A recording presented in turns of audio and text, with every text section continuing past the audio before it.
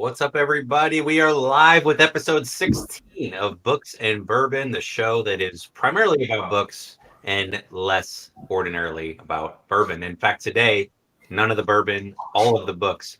So for those that want us to get more into books, we actually have a repeat guest again, which we'll get to. This is our second repeat guest. So we'll have to figure out who you guys want us to bring back as another repeat before we start getting into triplets and quadruplets and so on and so forth. Matthew, your screen looks dark today. Is it? It is expensive in Arizona. That's crazy. It's 16 episodes of 16 weeks have gone by pretty fast. I get a minimal setup today. We've got a big group of people coming over like right as we're done with this podcast. And so instead of tearing everything down, I just threw up a camera and called it good for this episode. But it's not too bad. So party at Matthew's house later. If anybody's in the Arizona area, text me privately. I'll send you his address. I'm sure they will have a good time, and he would love a few more friends there. So that'll be fun. Definitely. We've got used book guy in the house. He was our guest last week. So Mike, glad to have you back as well. And for everybody watching, drop a comment. Let us know where you are from or where you are today, what you're up to, and we'll pop a few of those in as well. So as we mentioned, today's episode will be, again, a repeat guest, but we're going to be getting into the details on books. So we do have a request. For those that are listening later, it may not work, but we'll have a different way for you to submit queries. This sounds weird to say, Matthew. You sent an email out that said, send us your pics, send us your photos, but we are going to be fielding photos. So if you have photos of old books, if you have some old, rare, collectible books, you're not sure if they're valuable, we're going to kind of play the old hot or not game with books.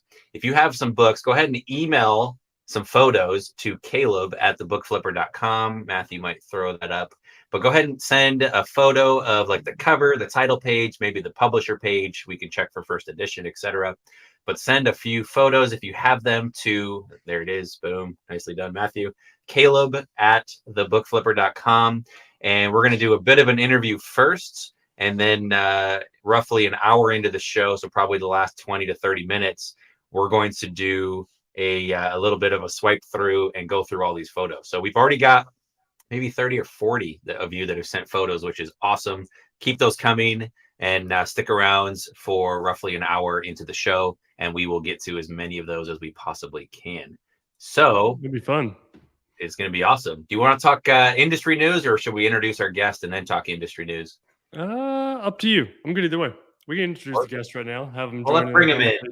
People don't want to hear our see our faces all the time. And I will say real quick, for those that are listening on podcasts, thanks for being there. We are on most of, maybe all of the popular. All the main ones right now we're on now. Yeah. So Google Podcast is my preference. We're also on Spotify, Apple Podcasts, maybe. Apple Podcasts, Stitcher, Pandora. So for those that don't want to watch on YouTube or you want to just listen or have that if you're working out, I can't imagine we're really good pump up music, but if you want to listen to us, 2x speed, we sound pretty hyped. So if you want to listen to us while driving, that's a great opportunity. This episode, once we get through the interview portion, is going to be a little more geared toward the visual. So if you are listening in, you might want to find the YouTube video. You can just simply search Books and Bourbon episode 16, and you can find it and then jump forward maybe about an hour until you get to the part of the show that we're showing the book. So we're excited for this one. It should be pretty interactive. And thanks for those that have shared those, and we'll jump into other ones as well.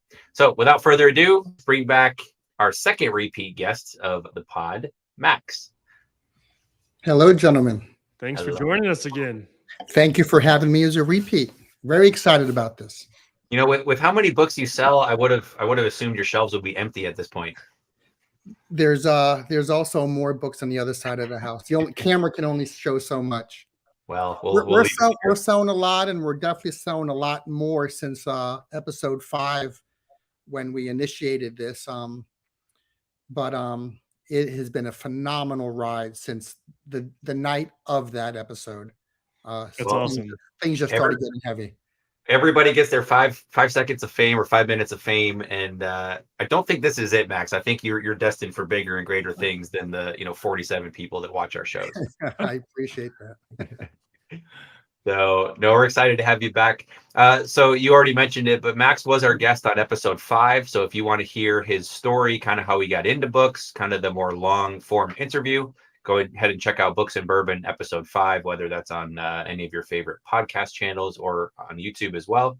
But Max, for those that this might be their first time seeing your pretty face, you want to give just a 2-minute overview. What was your background, and kind of what's your specialty in the book space? Sure. Yeah, I was an English major in college. Read a lot, read too much, and post college years, I worked and managed a antiquarian bookstore. This was before the internet. This was before eBay, before Amazon, and in one of life's curveballs, I was getting an education without realizing I was getting an education. When you shelve 1,000 books a day in different categories, you're holding these books, you're seeing what the price is of a book, and you do this for year after year after year, and you talk to customers about the books they want. I was just getting this phenomenal education in what would later become my career. I did that for many, many years, and then I became a teacher and a high school girls basketball coach for almost 20 years. I retired from all of that 2 years ago because I was doing eBay collectible books and doing it for about 4 years before I retired. And the business was growing steadily without much extra effort. I used to think that if I made $100 a day on eBay while I was still teaching, I was set for life. Well, 100 very easily turned to 200. And when you start seeing, those larger numbers, you start thinking in a different way.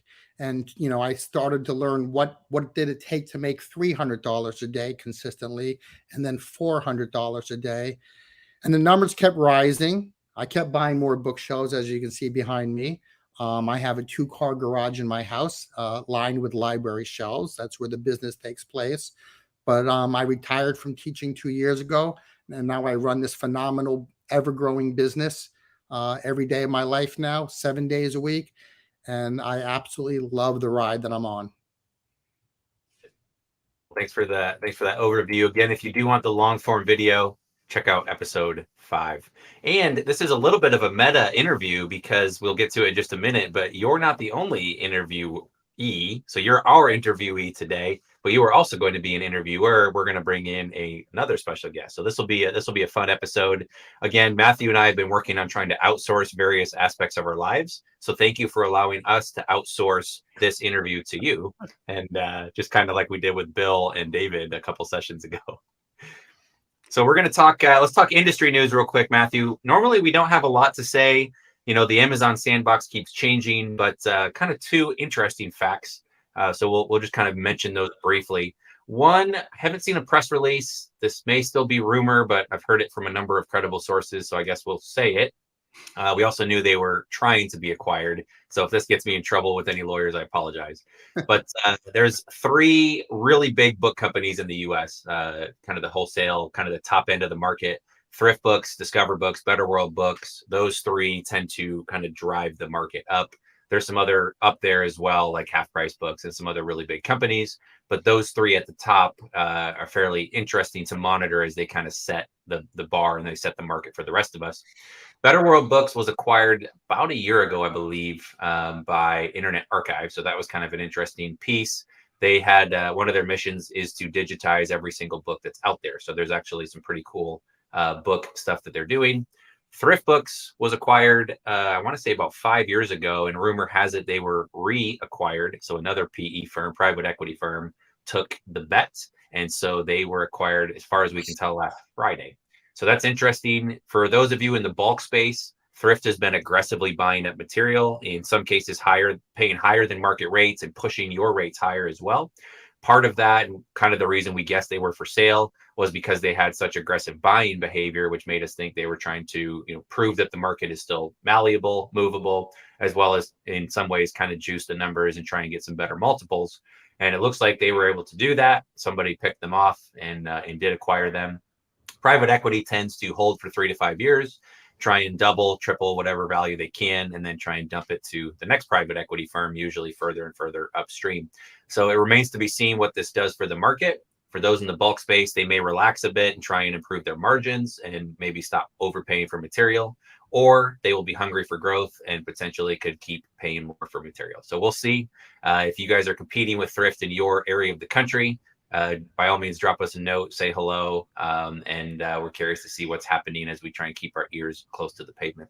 So that's the first piece of industry news. Again, if that's not completely public information, you didn't hear it from us. The second interesting piece, I forget who shared it with me first. Someone texted me the article. I want to give credit where credit's due, but I forget. And I've seen it posted in the Facebook group as well. But Pearson, one of the textbook publishers, came out, and I don't know if they're actually pursuing this or if this is just media and just a bit of a news, but they claim that they are trying to make textbooks into NFTs, which for anybody that's into the blockchain technology, into crypto, an NFT, a non-fungible token, is basically a way to track the sale of an asset through the life of that asset. So I don't know if that would mean it would be digital books, but the idea is publishers have been trying to go digital for quite a while because they can then control the copies. And once a copy's out there, they could withdraw access to it through the use of a password or access tools. Publishers make no money when a used book gets resold. And so if it were up to the publishers, they would only sell new books or digital books, and that would be it. Unfortunately, students don't like buying brand new books. The books survive for many years and many semesters. And so the books get resold, and bookstores need that to survive. It's a very good, strong used textbook market. Of course, we're in the middle of textbook season right now. We're on the early stages. So check that out. You can Google Pearson, Pearson plus NFT and see what shows up.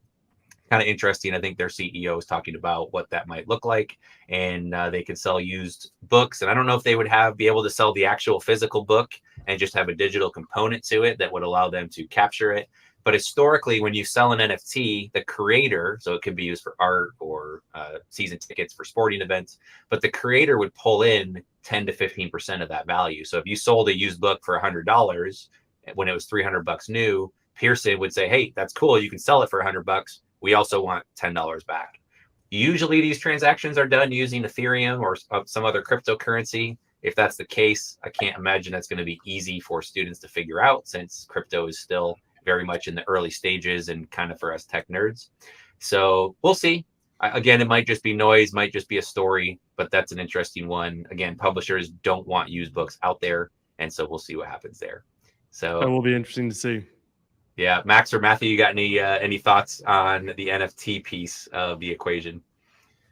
I'll let you go first, Matthew. I figured a textbook company would eventually do this, and even if Pearson does, and I think at least a few other ones are going to try it and see how it works. It might not be a terrible thing either, though, because instead of normal digital access books where they can just revoke the password, do it a certain set amount of time, an NFT, especially if they do it like a normal smart contract with Ethereum, like you said, you can still sell it on a used market, maybe even have a bigger used market, and you can sell it maybe even faster than a normal physical copy could. You're just going to lose out on a percentage of that, almost like a fee Amazon would take. They're just going to take whatever fee they choose. It would be nice if it was 10%. I'm assuming they'll probably do more like 30% or something like that, maybe even higher. But I don't know. It'll be interesting to see how it works. Right now, I think it's still a little early in the adoption phase for people to actually want to do it and know how to do it. But I think it's trending that way. So even though it's not something I think will make a big impact in the next 2-3 years, I definitely think it's probably the way things are trending right now. It is, and we'll see. Max, any follow up to any of that? I know you're more of an old school book guy. Just what I was saying earlier to you, which was, as a former teacher, I've been hearing about textbooks going all PDF for almost 10 years now. But I also used to run a college bookstore probably about 25 years ago, and companies were coming in 25 years ago trying to buy textbooks and resell them. So this is actually a lot older game than most people think, a lot older business. But the technology of books always fascinates me. So whether it's a textbook or first edition Gone with the Wind, the technology of how books are bought and sold always fascinates me. Yeah, well, again, ultimately, if there's nothing that somebody wants on the backside of it, if books are what people want, so we're going to figure it out, whether it's credit cards or cash or silver or whatever. But ultimately, if there's nothing being sold, then it's just a shell game. But yeah, cool. Well, Matthew, how do we kick people out of the chat? We got the real Tommy Boy. Apparently, he's a Michigan fan. We can't have anybody there watching. We We could obviously just put him in timeout too, like a 10-minute timeout or something like that. Or that'd be great. I know people like to just poke the bear. I'm getting a few more emails coming in. Just one last reminder before we introduce the second guest. If you do have some photos of books, old, collectible, rare, smelly, whatever it might be, if you have something that's really odd and it's hard to find a value, we've got the expert in the house, so we're going to try and stump the star. You can email photos of the book, include any relevant information like the flyleaf, the back of the publisher page, title page, etc. Email those to caleb@thebookflipper.com. Well, without further ado, let's introduce guest number 2. So all the way from New Mexico, we have Caitlin in the house. So Caitlin, welcome to the show. Thanks, guys. Thanks for having me. And Caitlin, you've got more important places to be. So in about an hour, you're going to have to duck out and head to the airport. So if she suddenly disappears, that's what's going on. But we're glad you're here. Why don't you tell us just a bit about your backgrounds, how you got into books, and then we'll kind of turn it over to Max to interview you as well. Yeah, absolutely. Thanks for having me, guys. I appreciate it. And yeah, I know I got to jump, so glad I was able to fit it in. A little bit about myself. So I actually started my book loving saga, I guess, as a young child when all I would ask for Christmas was books. So I was that kid. So I have a personal collection of over 400 books. I studied the great books and liberal arts in college, so had a real chance to have some appreciation for old, ancient books, all the way up to newer stuff. So that's kind of where my love of books started. You guys are going to laugh, but I saw a TikTok video maybe about a year ago about book flipping. And I was like, that could be some fun stuff to do on the weekends. And I talked to my husband about it. He's like, please do it, because you're going and you're just buying all these books on thrift books and Amazon. And we're going to run out of room. So why don't you do something with your love of books? And so I looked into it. I did a lot of research and I started my little book flipping business in April. So I use Scout IQ and I do Amazon. And then I heard about Max on episode 5 and connected with him through Instagram. And we started taking care of all the old antique books that I get from, estate sales and older places that nobody really wants to touch because there's no barcode and there's no ISBN number. And sometimes they're in dingy places. So that's kind of a short story about that. I live in Albuquerque, New Mexico. So nice dry climate. I don't have to worry about mildew very much out here, which is awesome. It's a good place. So Romer, one of our earlier guests, and I actually went to Albuquerque, visited a bookseller there, did a little work. We went to Meow Wolf. I'm sure you've probably been. I have a sticker right here. There you go. I know there's one in Denver now, and they're popping up all over. Matthew, next time we're in Denver, we should go. What is it called? Meow Wolf. Meow Wolf. So it's basically an art museum. You can walk in and there's like hidden doors and it's just kind of fun to walk in. But there's also an entire story about like extraterrestrial beings and all like there's whole websites and subdomains and Facebook groups built around these characters and the stories there. You could probably go back 100 times and not see everything. Mm-hmm. That's really interesting. It's super cool. So I don't know what kind of crazy person thought of it, but it's we had a blast going there for a couple hours.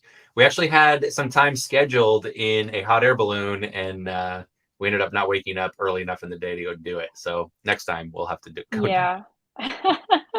Now you mentioned a liberal arts college and going through the great books. Is that like the Syntopicon with Plato, Aristotle, all of those classic authors? Yeah. So I went to St. John's, and we actually studied the great books all the way from ancient Greece all the way through. So I actually know how to read ancient Greek. I have a whole collection of Greek and English side books, which is one of my. Those are the books I don't sell because I love them too much. So I'm in a quiet space today, but normally you would see I have a full wall, floor to ceiling books with my whole collection. So Max, sorry, I won't be giving those to you. We'll work on it.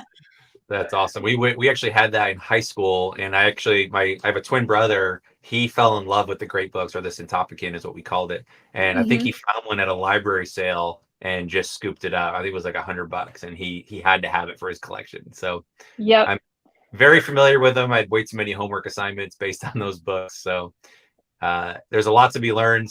You know, you go back to the ancients, and a lot of obviously the world was different, but their thought process and trying to find meaning and everything else was very similar to today. So it's fascinating to go back and read them.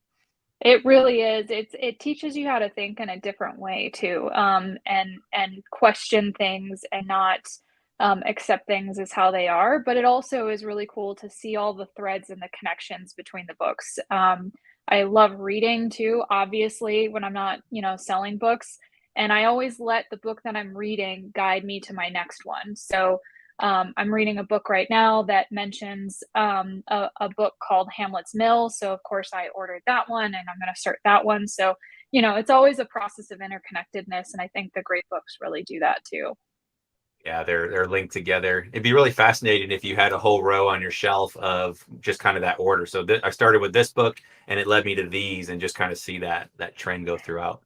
If you look at my Goodreads profile, that's probably a good indication of how they all connect as well. And then every year I do a stack. I don't know if you guys do this, but like I take a stack of every book that I've read that year and I take a photo of it.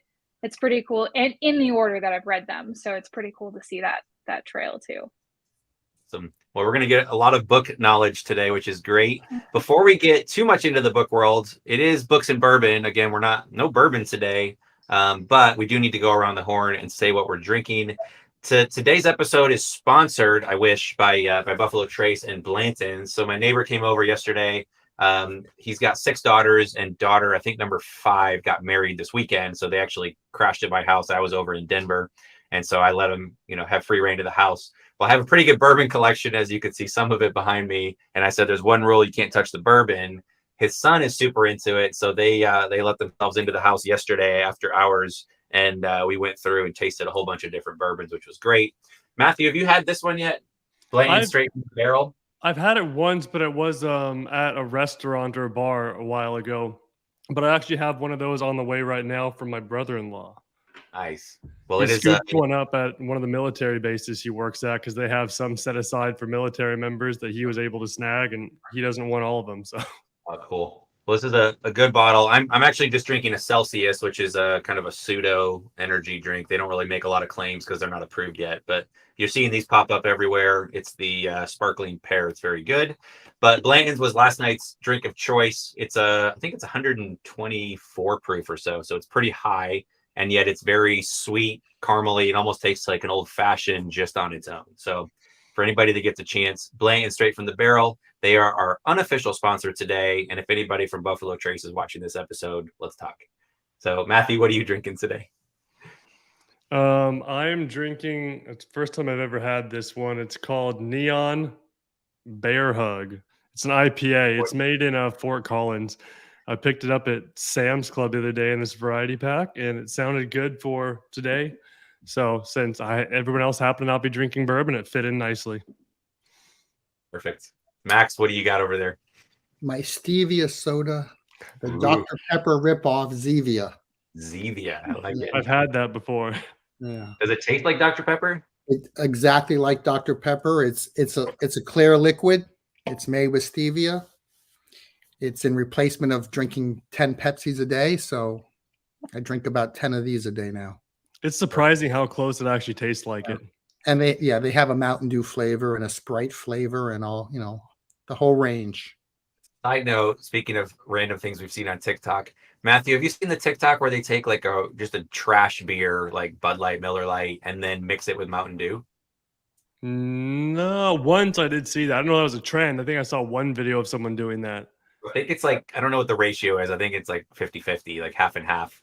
People say it's supposedly good though, right? Or are they just joking to try and make other people ruin their beer that way? That's what I'm not sure about. And I don't have any Mountain Dew in the house, but I'm going to have to try that at some point. So we'll see. That's awesome. That'll be interesting. Last but not least, Caitlin, what are you drinking there? I've got a caffeinated sparkling water. So about midday, I usually switch from my pure drip coffee over to my caffeinated water, right? So you don't switch straight to bourbon midday? No, I wish, but Got to keep that steady stream of caffeine going. So, well, Yep. we'll say cheers, a non-bourbon cheers, and we'll kick off the show. Thank you.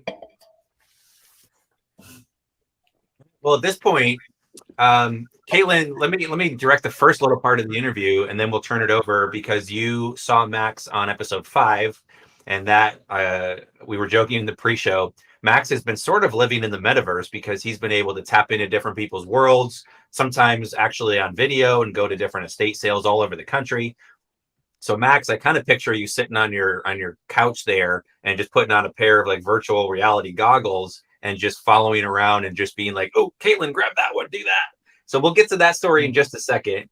But Caitlin, you mentioned you got into books. You actually saw a TikTok video about a year ago. Do you remember which TikTok video or who the creator was?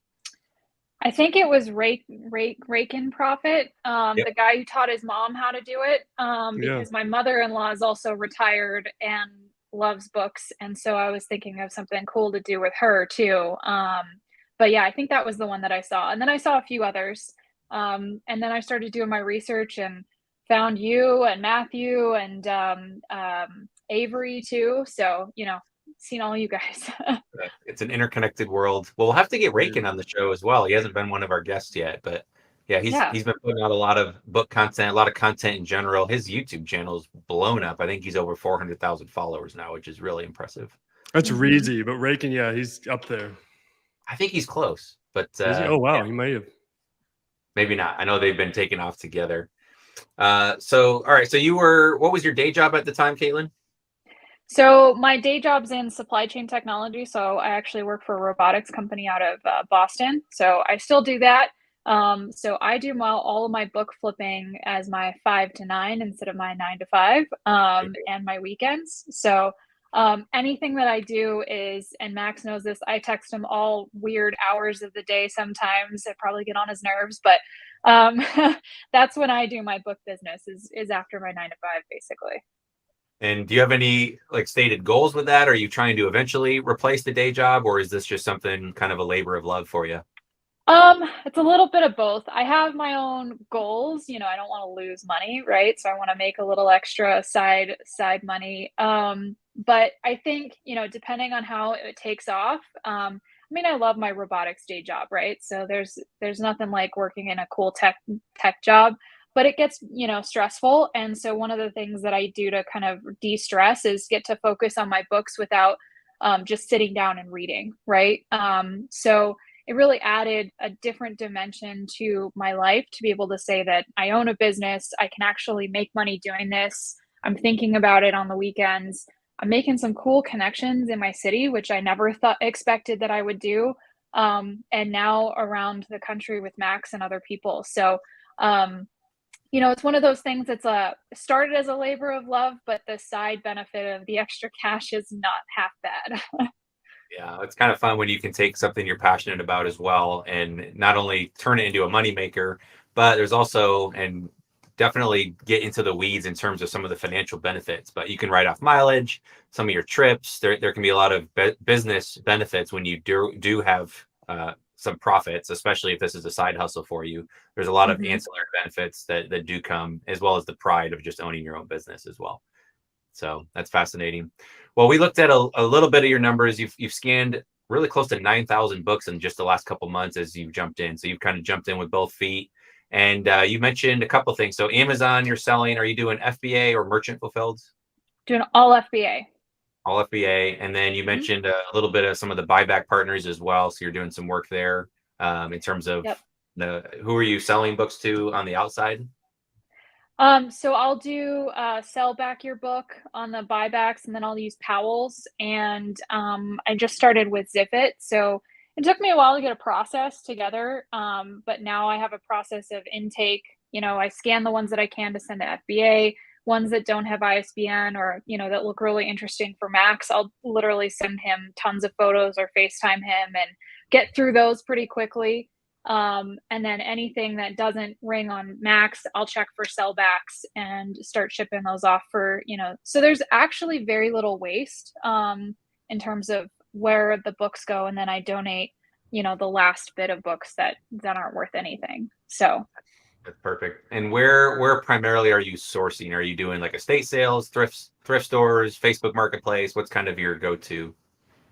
So I started at thrift stores. Goodwill has really increased their prices, so the margins are a lot tougher, but you can find a few good things as long as it's not picked through. There's a couple local thrift stores that I go to as well.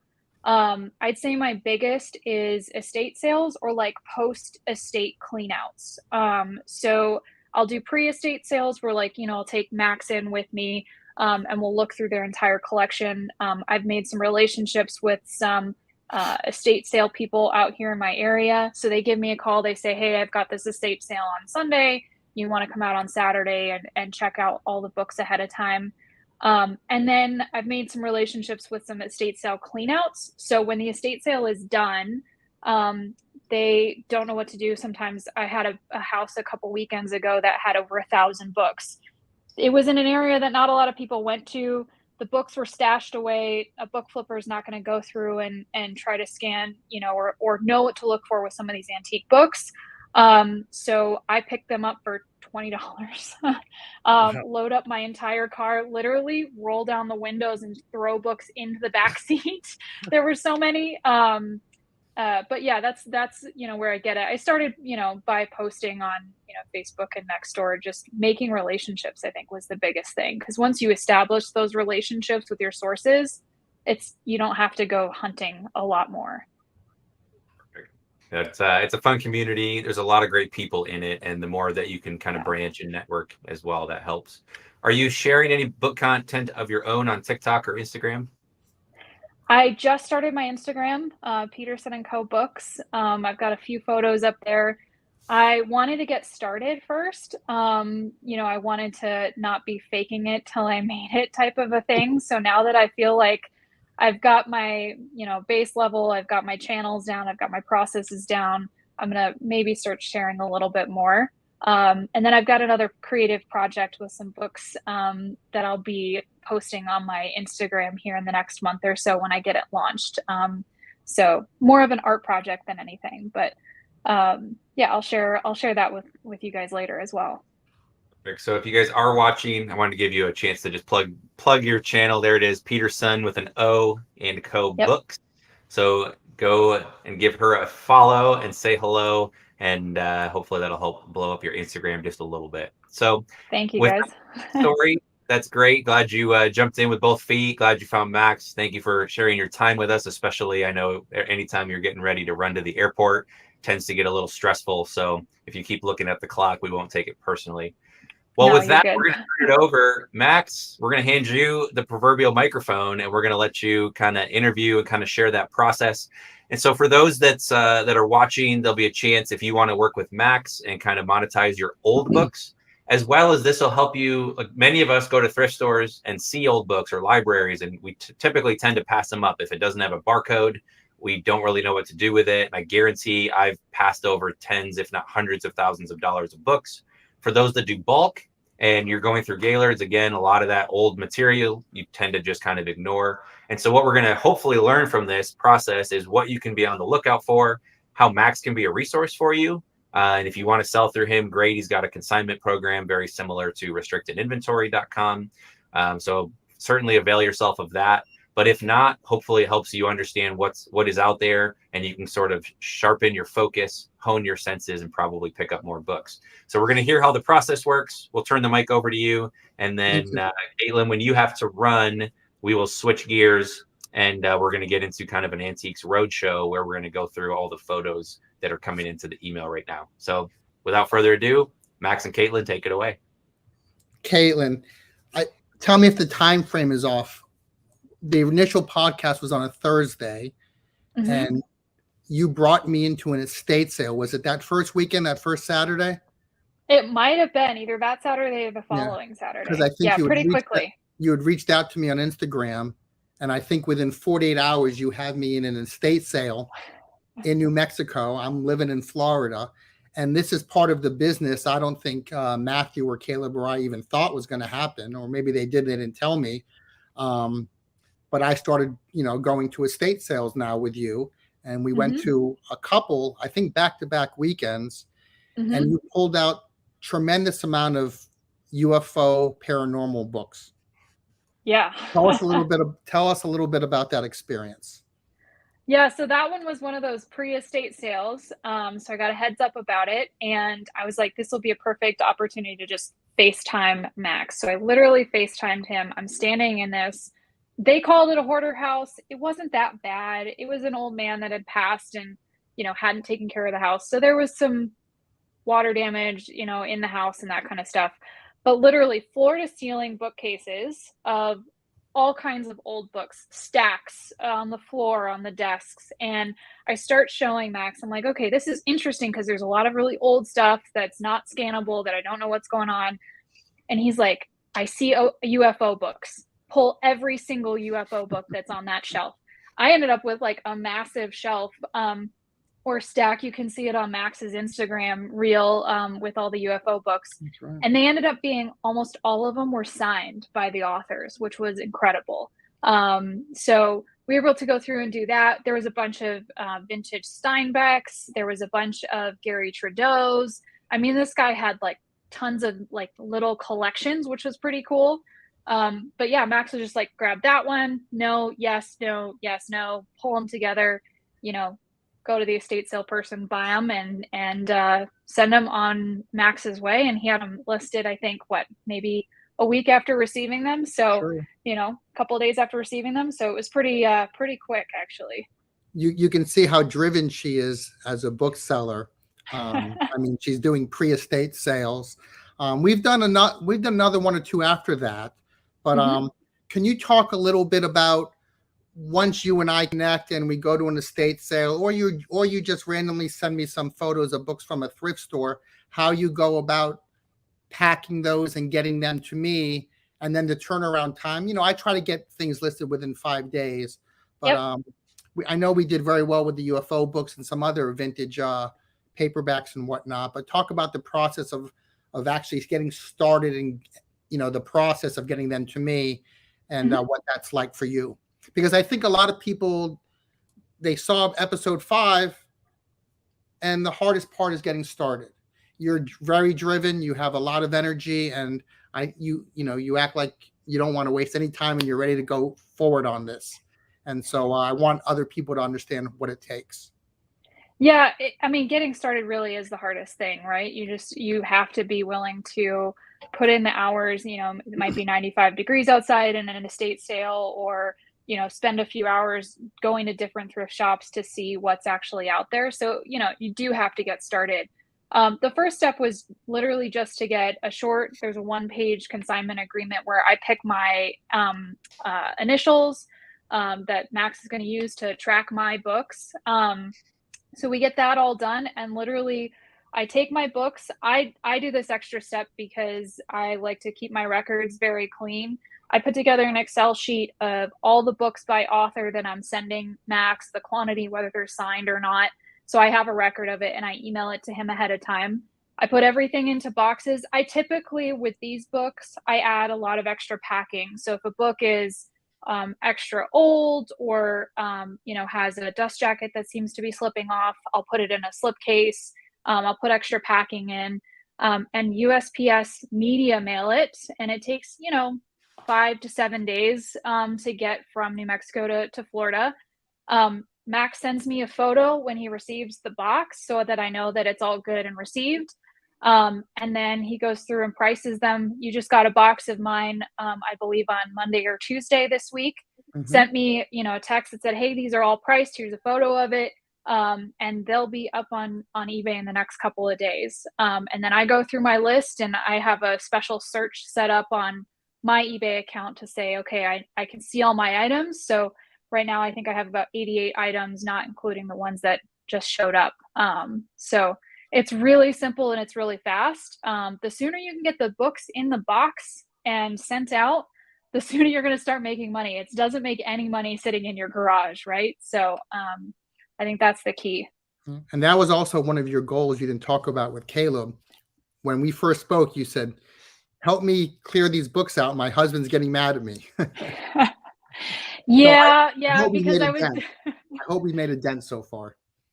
Yes and no, because it's almost like a bad habit. I pick up more of estate sale, collections. I'm getting through them, but yeah, it's definitely a process. But yeah, I don't have to hold inventory. So if I do an estate sale, the sooner I can scan, take photos or FaceTime Max and get through those vintage ones, it's in and out. I can have a turnaround in a day or two, right? So it's pretty cool. And I would also say that you're doing a great job reaching out to the estate companies, because I think the estate companies, that's now where a lot of the great books are coming from that I'm getting. I think it's getting progressively harder with the Goodwills and the thrift stores. There's still finds to find, hunting is still fun. But I think that books to estate sale people are annoying. They don't want to deal with them. They don't want to research 500 books. They don't want to research the collection. And when you do these pre-estate things, you can sometimes just buy the whole collection of books so they can focus on the furniture, the TVs, the video games, the clothes, and everything else. Because I know most of them, they're just annoyed by the books, They which hate the books. is to our advantage, of course. Yeah. And so I do have a lot of people, reaching out to the estate sale companies, handing them business cards and whatnot. And I met, the first time I worked with you live in New Mexico, I think when I was done with you, I was in Michigan and then I was in Boston. So I mean, I was just all over the country without realizing this was going to happen. I just thought books were going to come in the mail, and suddenly I'm now picking books. I'm cherry picking from estate sales on Saturdays. And then Saturdays turned into 7 days a week, because in some parts of the country, there are estate sales every day, which is just great for this business. Yeah, the estate sale thing is interesting because people don't go to estate sales typically to buy books unless they're a flipper specifically. Right. And depending on your area or depending on where the house is located, if you get those houses that are like up in the mountains or out of town a little bit, people aren't going to drive out there to just peruse books. And people don't want to box them up and carry them and donate them and whatever they need to do, and a lot of times the families don't want the collections either. I can't tell you how many times I've gone through a book and in the front of the book it's like, for my daughter, for so and so someday, and they just didn't want to go through it, or they just didn't want it. So you'd be surprised how many gems and how many secret collections you can find that in an estate sale, these people have obviously passed away, but they've been holding on to these collections for many, many years. So you're finding first editions or editions that are handed down from their parents or collections that they were working on. I went to a Goodwill and I FaceTimed Max because I literally saw a whole shelf of World War II history books that didn't have any ISBN numbers or anything. And I was like, okay, which ones of these can we use? And he picked them out, and they were ones that you just can't find on Amazon, that don't sell on Amazon. So, it's those ones are the ones that make me excited, is the estate sales. Right. Anytime it says currently unavailable, I get excited. Yeah. The price of the book goes up. Yep. Well, Caitlin, let me ask this. Did you kind of have an eye toward the older books before you interacted with Max, or were you essentially skipping all of that? I think so, because like we talked about earlier, I did the great books. I had a bunch of antiquarian books in my own collection. The other aspect of books is my mom's an artist. So she has hundreds of artist books. So one of the types of books that Max really likes is these artist monographs, right? Like where it's a dedicated book from an artist. And so I think my mom's book collection is 2,000 books, something like that. And so she's been collecting since I was a little kid. I'm learning. I feel like I'm learning like what categories do really well, like genealogy and history books, Jewish cooking books, Bibles in all kinds of different languages. I found one in Swahili, a Zulu one at a estate sale. So learning how to do that, you get better. But I mean, the first time I think Max was like, "You've got a great eye." And I was like, yes. It felt really good to have that kind of starting out a little bit. I think most book people, they have an eye, but they haven't leaned on it enough. One of the things that I've discovered is in talking to a lot of the Amazon sellers all across the country, they've been saving books without barcodes for years. They just put them in the corner of their warehouse or wherever they're working, and they have an inkling, they have a feeling, they just know there's something special about this book. They won't research it, it's not what they do. And then so when we did podcast 5, that's when business blew up, because all these Amazon sellers who were holding these books were like, this is my guy, I got to get in touch with this guy because he knows books. And so I've done a lot of clearing out of warehouse corners now of books coming my way because Amazon booksellers were saving these great books. That's, I mean, somebody said it earlier. That's why my husband wanted me to do some of that too, is he was like, what are you going to do with all these old vintage books? I'm like, I have no idea. And then I saw the podcast and I was like, that's what I'm going to do with them. Helped me out a lot.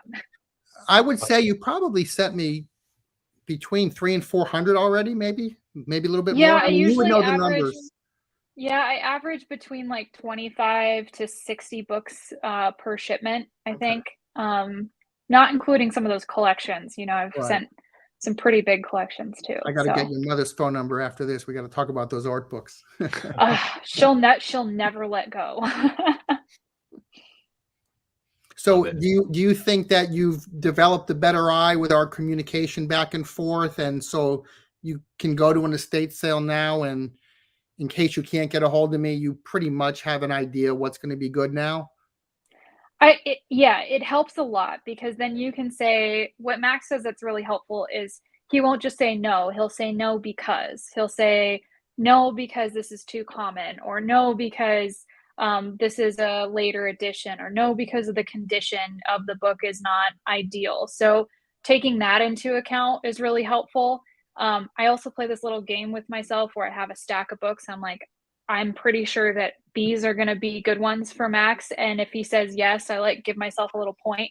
And if he says no, I'm like, okay, I'll learn that for next time. So I think I'm getting a little better. There's ones where like, I think I sent you a couple pictures a few days ago of some paperback books, and I had no experience with some vintage paperbacks, and they were mostly in such bad condition that, you know, we didn't want to mess with any of them. But that's even helpful to know, is sometimes it's not just the hardbacks.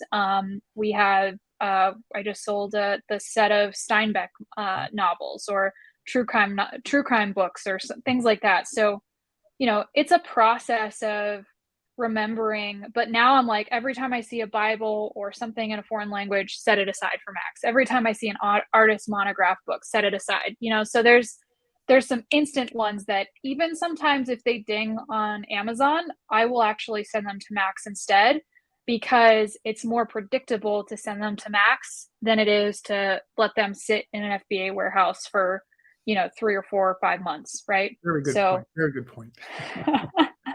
Max is like, say more. I know, right?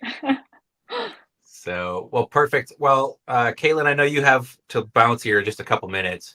So we'll make a quick note, and then once you do bail out on us, Max can give just a quick overview. We're seeing a bunch of questions on what's the percentage cut, who pays shipping. So we'll get to all that in just a minute. We'll say if you do want to fill out the form and kind of get routed back over to Max, head to thebookflipper.com/Dusty.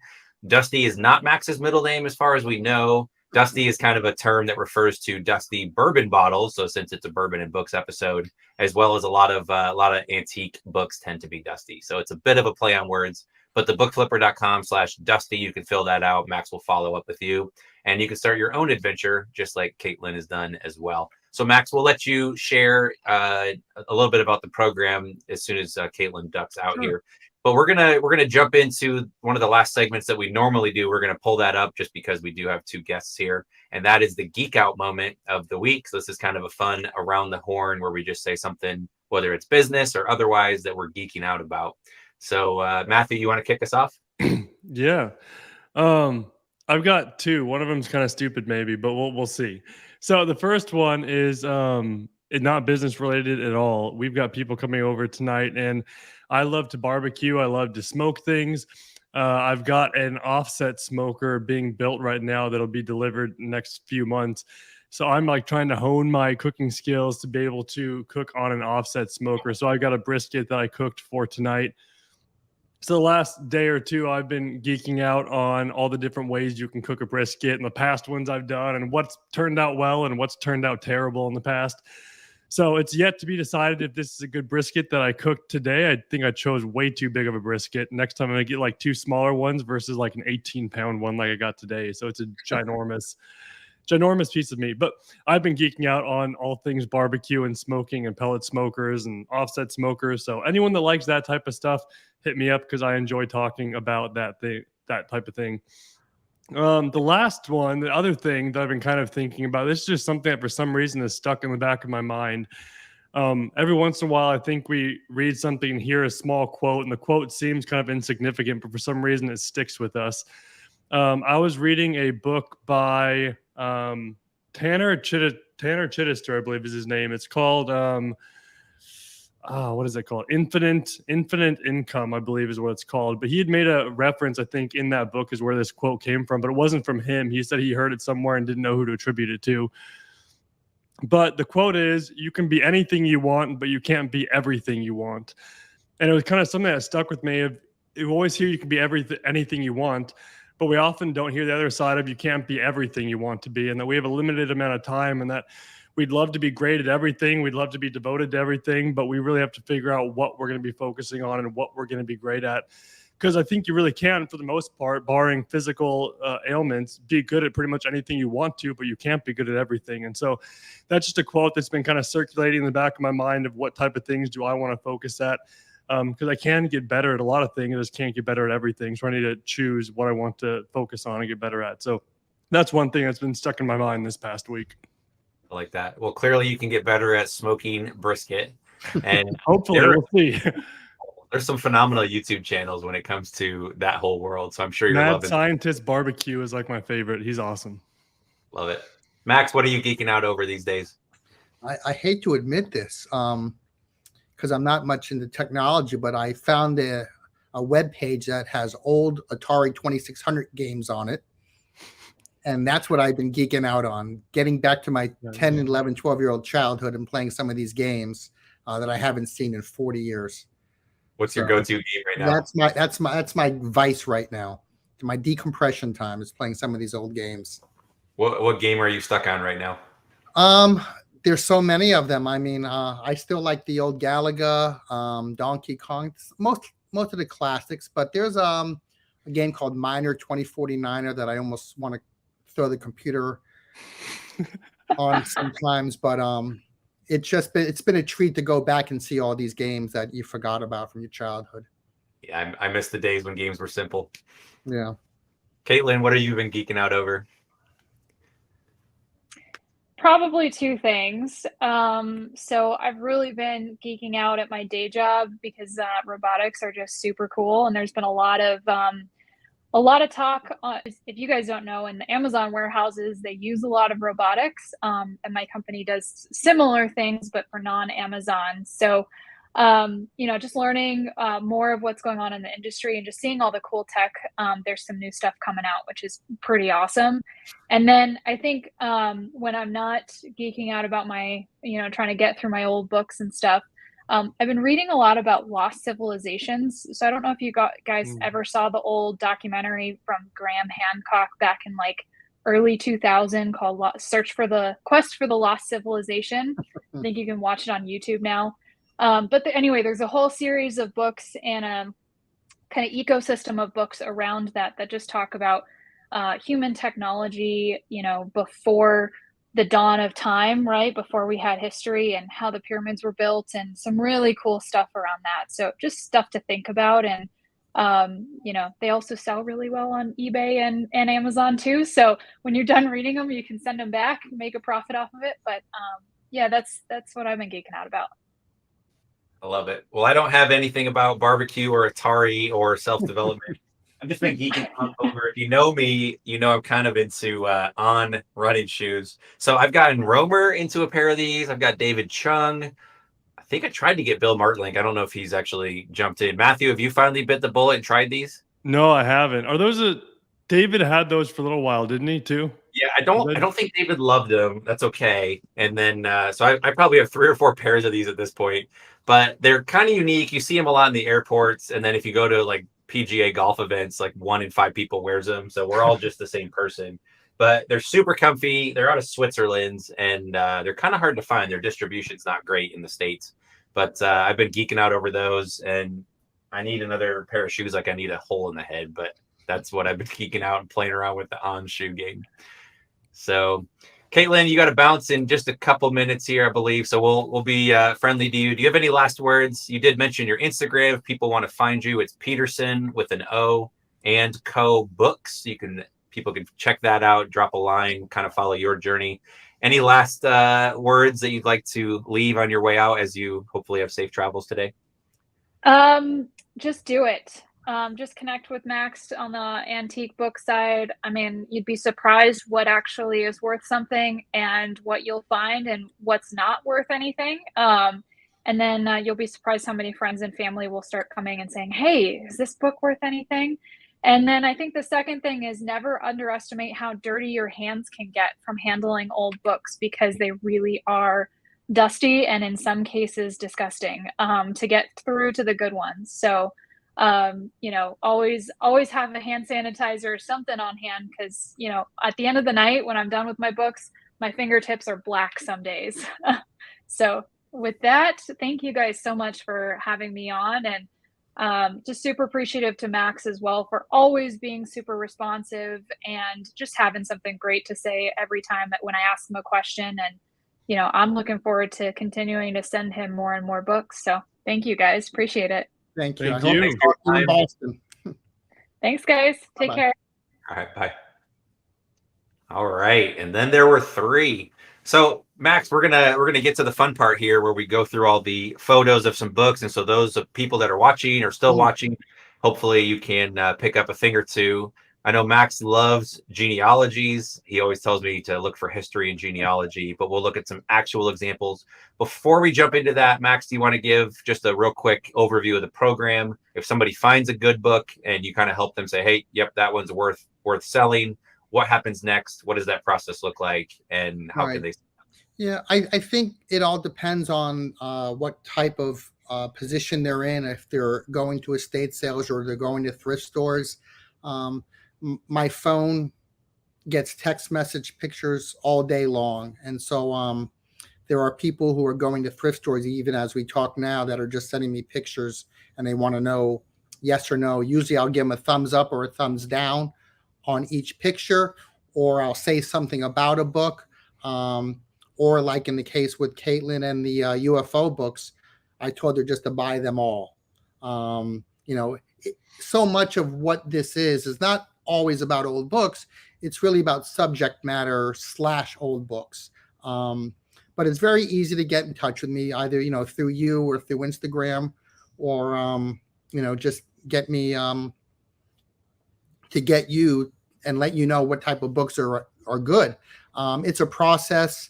Some people are better than others from the get-go, but I can say this with 100% authority. Everybody I speak to gets a better eye within 30 days of working with me. They develop that eye. They know what the subject matter that we're looking for. And when they send that box and we make a lot of good sales, it sort of super ignites them to keep going and get excited about the business, opposite of the Amazon business. Yeah. So once they find the books, are they paying for shipping? How does the shipping process work? Well, I'll pay half the shipping once I develop a long-term relationship with someone. But from the get-go, they'll start with the shipping cost, and then as we gradually get into it, then my company will take half the shipping cost. Perfect. And then what's the commission splits typically? 50-50 right down the middle after eBay fees. There's no hidden fees. There's no secret fees. There's no fee for my time. This is what I love to do. And I always refer to these books as paper gold. And, part of how I wanted to get into this was to specifically, reach out to Amazon sellers who were going through Gaylords and say, stop throwing these valuable books away. This is what you have to look for. But it's branched out in so many wonderful ways beyond what I initially thought. I mean, I never thought I would be going to estate sales every day of my life in different parts of the country. Especially virtually. Yeah, just completely out of the blue, but exciting. It's just exciting because you're there with them. They know every time I say yes, they're making money. Yep. It's almost like Scout IQ when it goes green with a price. I mean, they know that there's money involved when I say yes. Well, and it's that thrill of the hunt where you're getting you kind of peek over their shoulder and see what's there, and you're kind of like the emperor, like Nero. You get to be like, "Yep, that book's good. That one's going to live on," or "Sorry, that one has no value." And they're not picking a book out. All they're really doing for us is they're just scanning the shelves. Like you and I have done this before, where they just scan the shelves with the camera, real slow and steady, and then I'll say yes on specific ones.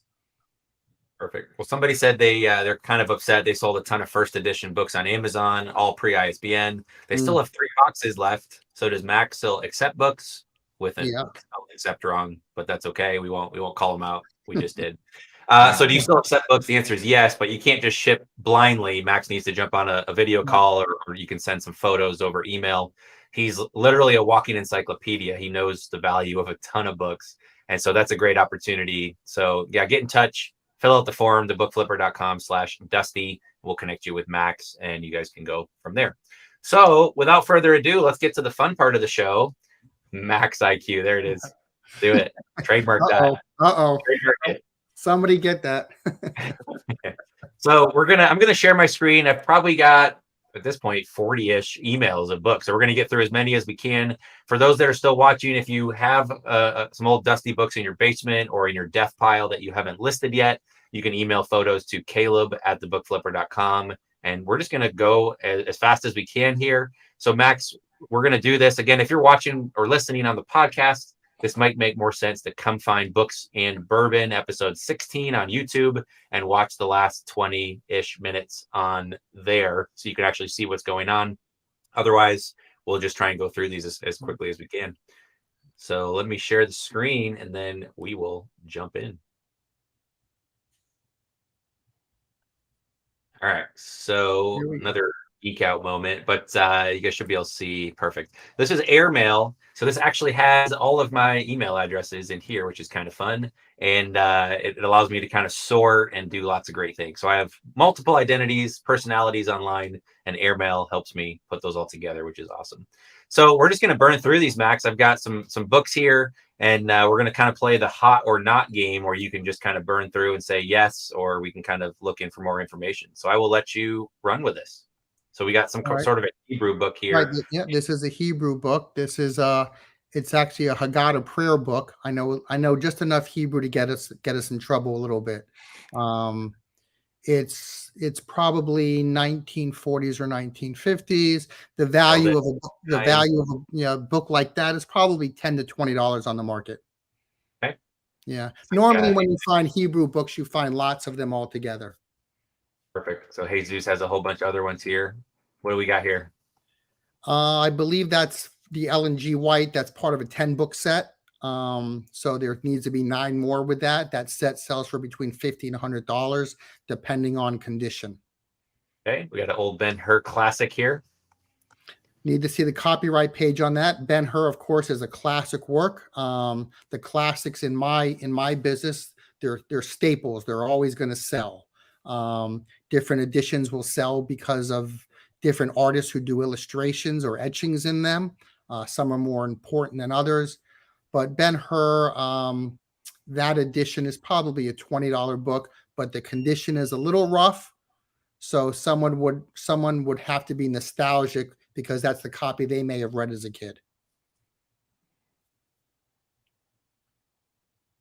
We're going to turn that sideways. Can we get that sideways? Herbrius Sprackens, Dr. G, there's a title page as well. Dr. B. Gemser from 1960. Yeah. Looks German, maybe. I can't make out anything. Do you have a picture of the spine of the book at all, Caleb? Or I don't. Let me see. They got 2 more emails from Jesus here. These might just be different books. Okay. Yeah. Also, I should note to the listeners that as long as I can see spines of books, that's really all I need to know. So a lot of people will just send me pictures of a row of books at a thrift store. They don't have to take a picture one at a time. If I can see a row with spines, I'm good. Okay. Anything stand out here in the next couple? We got a couple from Jesus. We'll move on to other. Looks like that book was read very well. Someone made a amended cover on it, but nothing about that stands well, except that that's a reprint copy. The Humboldt Library of Science is a reprint house back in the day. Okay, so that takes away some of the value. A lot of value taken away from that. Okay, and then we got the Book of Songs here. Mm-hmm. Heinrich Heine, I believe. Yeah, that's a very good book. That's probably between $20 and $40, if I can remember correctly. That cover is very soft. It almost has a felt cover. I don't know if Jesus is on the line to tell us that, but that's a pretty decent book. Okay, and just a couple more from Jesus here. That's a book that I would probably pass on. Okay. It's the same one. Sometimes, I have to redirect because a lot of people just think I'm dealing with old books. But, sometimes, you can sell a book from 1989 for several $100s. And, I don't consider that an old book. Yeah. All right, we'll move on to some sermons. I would call that a common book. I would pass on that. Okay. See what else we got here. We got Spencer's Mountain, 1961. That one has an ISBN, which they didn't come out in the 60s, so that's a little odd. That must be a later reprint, probably. Yeah, that is definitely a reprint. I think it's a religious book. I would pass on that one. The Apocrypha. Here we go. Beautiful. 1930. Anytime you can, this is for all the listeners. Anytime you can find an Apocrypha, it's paper gold. It's going to be $20 or it's going to be $250, depending on the age and the publisher. That's a very good one. That one I would probably price within the $50 to $75 range, depending again on condition. And sometimes on these older books, you do have to flip through the pages if there's illustrations and make sure the illustrations or the drawings were not sliced out by a previous owner and framed like they did in the 1980s. So when they have expensive plates in them or even maps, you have to make sure they're there. Yeah, and anytime you flip through and there's maps or some of the old, especially the old artwork, that's always going to be a really good indicator of value. Yeah, especially maps. Maps are, anytime you run across a book with a fold-out map, you're talking about a good book. Love it. We got Shackleton's story here, Endurance. Mm-hmm. I will sell Shackleton all day long. 1959, first edition. Yeah, that's a $25 book on my eBay store. Okay, there's the back. People are always buying explorer history as a subject. Matter of fact, on my eBay page, a book like that, I wouldn't just put the title and the author. I'm going to put explorer history as the subject before the title and the author, because I'm trying to find the people who are looking for subject matter when they go on eBay. Yep. And let me try but we can't get any smaller since I'm just sharing the window. We got Chichikov's Journey. So a different book here as well. Yeah, that's Heritage Press. Heritage Press, they do good books. They were around in the 30s, 40s, 50s, all the way to the 70s, I believe. A lot of their books come in slipcases with the paperwork, but they don't sell for a lot, although they're highly collectible and people buy them every day on eBay. If you just did a sold search on Heritage Press, you would see that those books sell every day. $10 to $30 range for most of them, depending on the title. What do we got here? Samuel Butler. To me, that's a common, and I would probably pass on that. Okay. Bartholomew looks like it's not even signed by the author.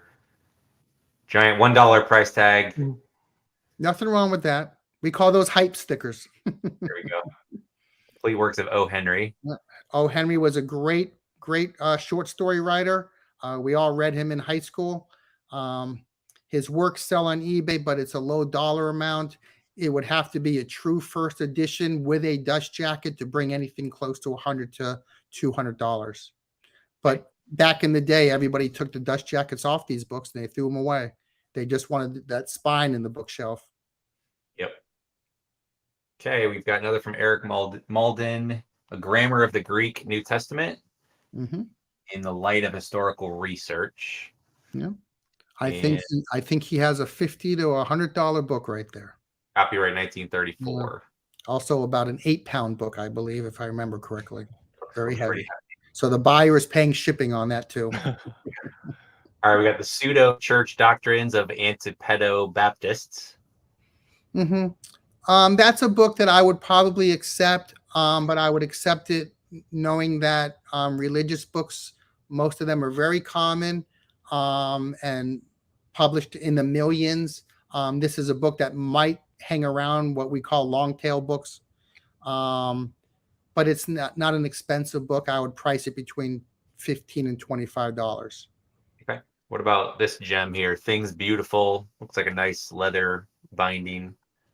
Probably a book of poetry, I'm guessing. But it's something that I would pass on. We have to remember, back before TV, families got together to read books together. And so books were what everybody did as a family together. So books were so plentiful. So even books from 1910, not all of them are worth a lot of money just because they're over 100 years old. Yep.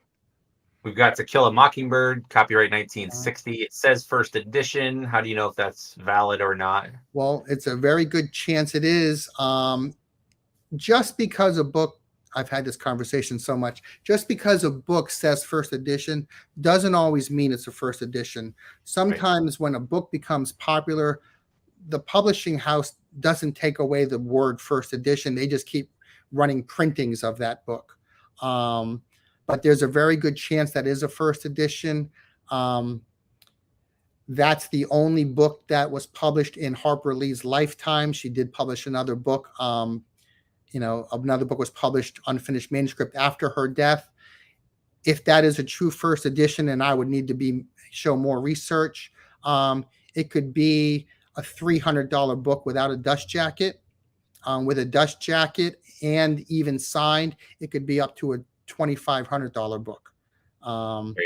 Sometimes those dust jackets are a deal breaker with collectors. They want the dust jacket.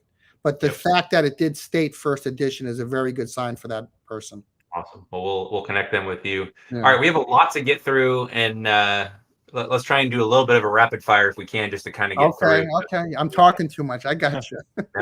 This is good. We're getting a lot coming in, which is awesome. Okay. Consort. Yeah, I would pass. Okay.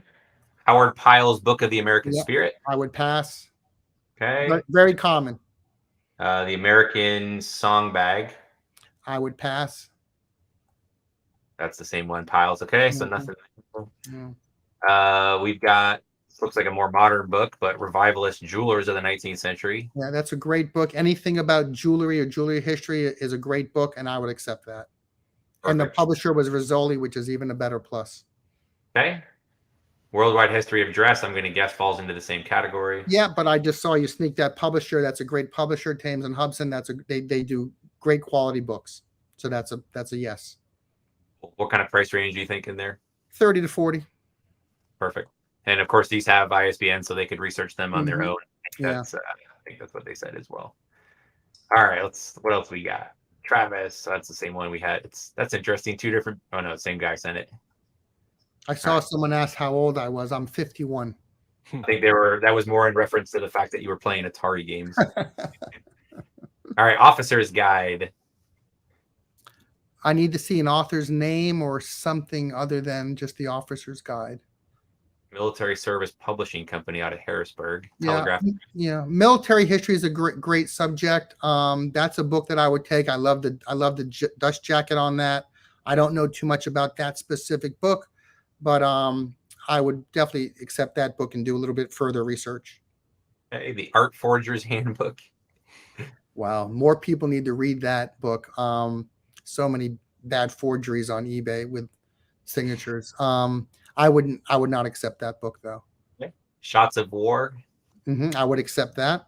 Anything very specific about military history is a good subject. Perfect. And then another non-English read. Actually, some good drawings in the front cover there. Yeah, that might be an art book, and that artist actually did an illustration. I'd have to do, of course, a little bit more research, but the fact that that artist did the illustration would make that book a lot more valuable. Perfect. Okay, so we've got Lullaby by Ed Mcvean. Only way I would accept that is if it was signed by Mr. McVean. Doesn't look like it. We got Yeah. A View of Orchard. I would accept that. Kind of fits the historical trends. Yeah. Those are Yeah, good. little genealogy, little history. Yeah, we got Dazzle. Judith Krantz, Yeah. way too common. Keep going. And if anybody has sensitive information in the photos, I apologize. We haven't had time to look through any of these. Hopefully, we don't get surprised. In Parenthesis by David Jones. Looks like it's signed. Yeah. I would take that. That might be a $40 to $50 book right there, especially with the signature. Looks like T.S. Eliot signed it. Mm. That'd be odd if It looks, so. yeah, it looks like P.S. Well, signed by the author and T.S. Eliot. 50 copies only for sale. It's a beautiful book. Okay, so I think it's in a slipcase too. Yeah, it doesn't look like it's included, but yeah, so that'd be interesting. beautiful book. Eve's Diary, Mark Twain. Yep, I would accept that. That's another one of those staple authors. Yeah, he'll always sell. Published by Harper and Brothers. He's Yeah. thinking he's seen some on $400 and up, but some are less. You have a No, gut a lot less than that. Okay. Yeah. Part of the problem with eBay is that anybody can put a price on anything. There's no eBay price police out there. Yep. So sometimes there's just bad information out there for the price of books. Yep. Our buddy Kyle from Arkansas says he's got the original Greek, a New Testament from 1885. Mhm. Bibles tend to sell well, right? I do a lot of business with Bibles. I just want him to understand that that's not old for a Bible. I would be very excited if it was 1700s. 1800s is very common. I can find those years in Bibles every day if I wanted to. Perfect. We got The World and Its People, Geography Readers, America. Yeah, I would pass on that. Although there is a market for that type of book. People they always want to buy their past. So if that's a book someone read in school, they're going to buy it. Yeah. The Royal Path of Life. Right. A little bit of maybe metal or Little not gold quite. gilt. Yeah. Anytime I see that gold gilt, it's a good sign that it's that the publisher went a long way to make a beautiful book. It's a book I would accept. And I would probably say that's $50 to $100 depending on condition, although I do see some mildew staining to some of those end papers. Yep. Okay, another New Testament, but no information on it. Yeah. Okay, Bibles just do well. It's just a good business. There are some eBay businesses that just sell Bibles. Yep. Well, so here's some spines that you can kind of pick apart. Unfortunately, the way I shared the screen, I can't blow these up for you, but Yeah, I can't really make that out. I think I see some international readers copies, but I can't really make it out. okay, we'll move on. We got lots more to go through. There's a new title. We've seen a lot of those. Okay. Next up. Okay, first is a copy of Swift's Works, Volume 1 from 1762. Mm-hmm. Book plate maybe indicates it's from Charles Cornwallis's library. Right. Yeah, that's a book I would accept. I would definitely need to do more research. Anytime there's a name or a book plate inside, I always do the further research because you just never know. Okay. We've got Dune Encyclopedia. Mm-hmm. A staple. Looks like a paperback. Would much rather have the hardcover. I can't really tell what that is. But Dune is a staple. A lot of that science fiction sells all the time. The Shining. It's like a hardcover with a slipcase. Yeah, that's a good one. That's a, Ooh, oh, alcohol. look at that. Look at that, huh? Those can be expensive. Oh, look at that. Yeah. Do they have the copyright page? What can you read what printing that is? 9th printing, 1946. Right. Yeah, that's an early edition. That could be as much as a $500 book. That dust jacket is everything to that book. And I always tell my Amazon Gaylord sellers, that's the dust jacket you want to look for. If you see that dust jacket, you know you got something good. Love it. Hard to mistake that dust jacket. Yeah, it is. That one stands out. Yeah. What is something like that worth? Like a 9th printing of that type of book with a dust jacket? Upwards of 500. Several years ago, I did sell a first true edition for, I believe, $10,000. Wow, Yeah, that's crazy. It had the dust jacket and the whole 9 yards, and it's just a special book, and a lot of people, that's the one book they want in their collection. Well, we're going to go back to some of the first people that filled the form out and answer, just because I want to make sure that the early birds get rewarded instead of just the last ones. Gold leaf Shakespeare from 1879. One page is loose, but everything else she says is intact. This is sometimes upsetting to people, but because Shakespeare is the world's greatest writer, that also means he's published the most. I very rarely do I accept anything Shakespeare, just because there's so much of it out there. Everything is common, and if it's a set of books, 20 volumes, 30 volumes, leather bound, I would probably take that. But individual copies, they're just not. They're just hard to sell. We got a little illustration of Anthony Hope.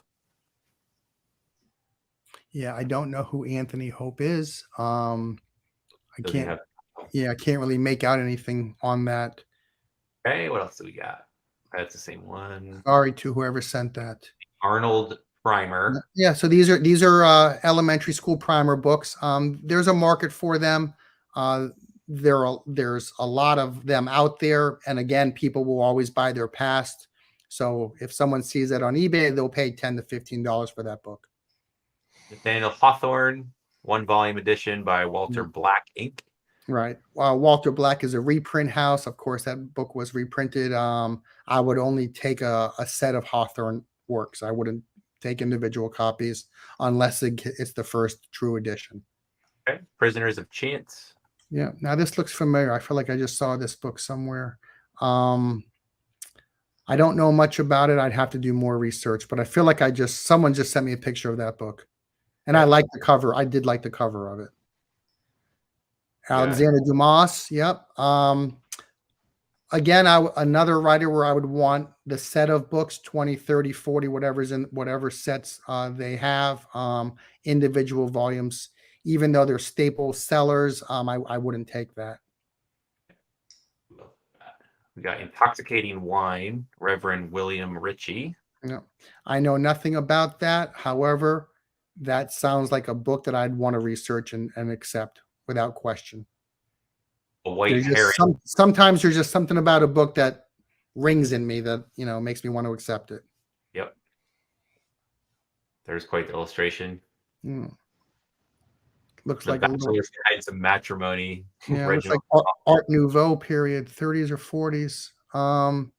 I would have to do more research on that book, but that's a great illustration. Okay. And sometimes the illustrations is what people want. A lot of people who buy Bibles, they want the works of Gustave Doré, so they'll just collect Gustave Doré Bibles because he did great illustrations of them. Yep. We've got Charles Hodge, a 3-volume systematic theology. No other information. If it's a complete set, I would definitely accept that. Okay. Hot. English and German. Speaking of Mein Kampf, we talked about that. You're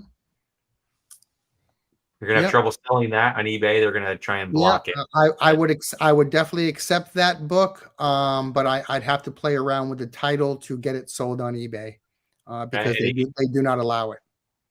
Perfect. Michelle Bass, The Power of Truth, William Jordan. Some kind of inscription there. Yeah, I would have to check out the inscription, but if the inscription is just a gift from one person to another, I would pass on the book. Yep. Okay. Even though it's from 1913. Even though it's from 1913. Hey, this is probably going to be a yes. History of the Baptists, 1887. Thomas. It's a fine binding too. I can tell by the cover it's a fine binding. I would definitely accept that. It could be $100, $200 book. Wait. Yeah, we found some nice ones here. This has been fun. We'll do just a couple more, and then we'll wind this down. 700 New Toasts. Right. I would accept it just because of what it is. It's not a high dollar. if it's sold for 20, I would feel excited about it, but I don't think it's that, that expensive. Wolfgang Leonard. I'm just gonna they've got a whole bunch of these in here. Mm, There's another Mein Kampf. yeah. Yeah. Oh, they have a collection, huh? Oh, we saw the in parenthesis already. That's They the have quite a TSLA one. collection. Those are cool covers. Right. Well, no, those books are missing the covers. Those are that's the front end paper. But if anybody who follows me on Instagram knows that I sell books without covers all the time. It's a weekly occurrence because again, it's just the subject matter that people want. Anything else stand out? Yeah, these are just these are classic works reprinted. Nothing that of high value. Okay, we got a first edition potentially of Green Eggs and Ham, if that's the case. Yeah. I call him Theodore Geisel by his real name, but it would state first edition. The fact that they have the dust jacket is a very good sign on that book because most of those dust jackets were thrown out when the books were purchased or given to the grandchild as a gift. So the fact that they have the dust jacket, is very good. And some of those books, not even the banned ones, just early first edition Dr. Seuss books go for quite a lot of money. How much are we talking? 200, 300, 400, maybe 500, depending on condition. Now those banned ones, they're not. The price has fallen a little bit, but the 6 banned ones are still getting a pretty dollar. A couple I'll have to forward to you. They've got like spreadsheets and all kinds of Oliver Twist here. Yeah. Charles Dickens. Yeah. Wasn't sure if it was worth anything. Yeah, I wouldn't take an individual. I did just sell a set of Dickens works. I believe it was a 12-volume set. It came from Michigan, and it came from an estate sale that someone put me on live with.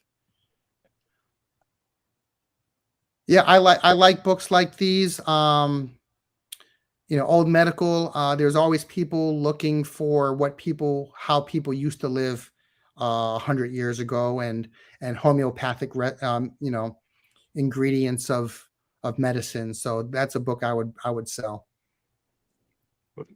All right, just 2 or 3 more, and then we'll call it.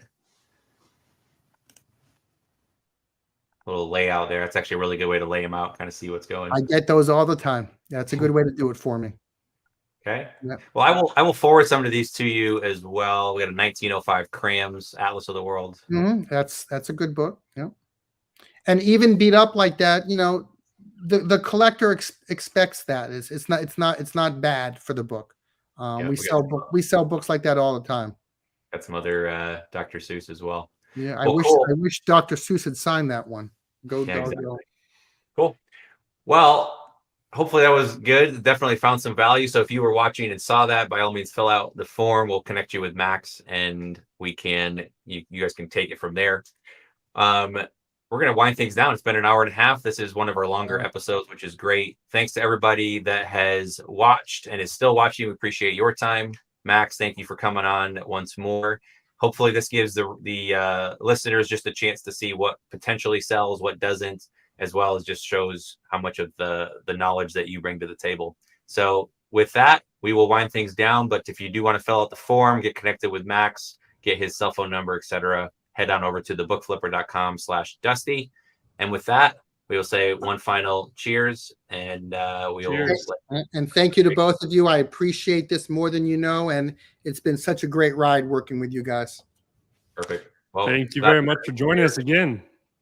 And we'll catch everybody next week for episode 17. Have a nice evening.